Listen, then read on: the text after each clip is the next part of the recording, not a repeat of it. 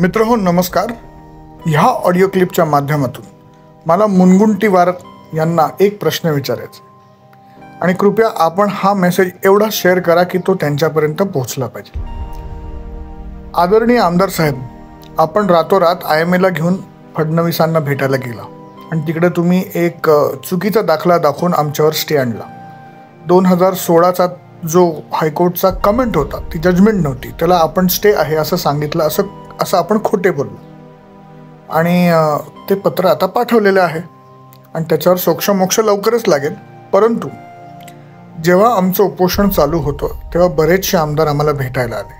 त्या दिवशी आणि त्या दिवसाच्या नंतर आणि त्या आधी देखील भरपूर आमदार हे विधानसभेत CCMPच्या वतीने बोलले, होमिओपॅथिक डॉक्टरांच्या डिफेन्समध्ये बोलले. आपण एकदाही IMA बद्दल बोलले नाही किंवा आमच्या विरोधात बोललं नाही. याचा अर्थ आपल्याला पण आता माहिती आहे की आपण बोललेलं खोटं हे अख्ख्या महाराष्ट्राला कळालं आहे.